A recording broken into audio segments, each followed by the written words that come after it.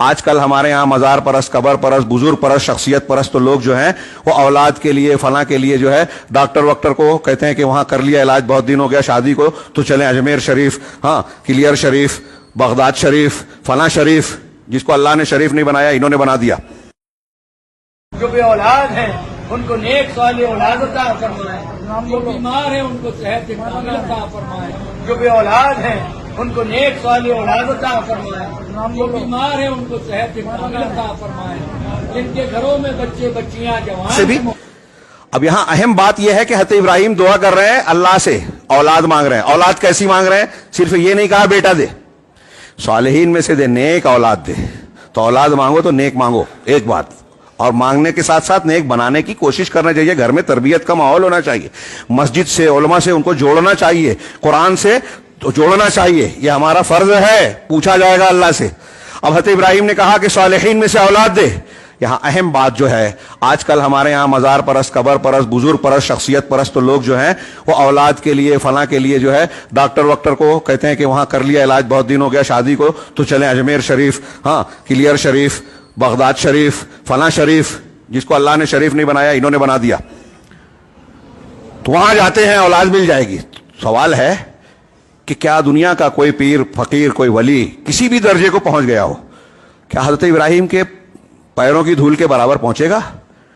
کوئی غیر نبی کسی نبی کے درجے کو نہیں پہنچ سکتا۔ اگر کوئی ایسا مانتا ہے تو کافر ہو جائے گا، یہ میں نے بیان کیا ہے اور یہ کتابوں میں درج ہے۔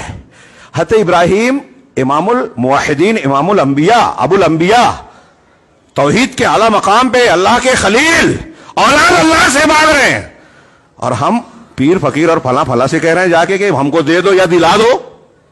حضرت ابراہیم کا اللہ سے اولاد مانگنا اس بات کی دلیل ہے کہ حضرت ابراہیم کے اندر اولاد پیدا کرنے کی، دینے کی صلاحیت نہیں ہے۔ اگر میرے حضرت ابراہیم میں طاقت ہوتی تو اللہ سے کیوں مانگتے؟ خود ہی پیدا کر لیتے۔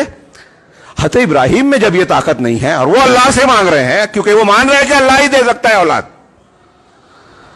تو کوئی ولی، کوئی پیر کیا اولاد دے سکتا ہے؟ کتنی صاف سیدھی دلیل ہے۔ لیکن یہ قبروں پہ جانے والے ایسا لگتا ہے قرآن پڑھتے ہی نہیں، یا پڑھتے ہیں تو سمجھتے نہیں، سمجھتے ہیں تو مانتے نہیں۔ کتنی کلیئر صاف تعلیم ہے۔ ہر عید الاضحیٰ کو حضرت ابراہیم، ابھی میں نے شروع میں کہا، تمہید سے مجھے کہنا پڑا کہ کئی لوگ سوچیں کہ کہہ رہے یہ واقعہ تو ہم بار بار سنتے ہیں، مولانا وہی بیان بتا رہے ہیں۔ تو یہ میں نے جو سبق اسباق ابھی بیان کیے، کیا اس کی ضرورت ہمیں نہیں ہے؟ کیوں اللہ رب العالمین نے دہرایا ہے؟ کیوں بار بار عید الاضحیٰ کے موقع پہ اس کی یاد تازہ کرنے کا حکم دیا ہے؟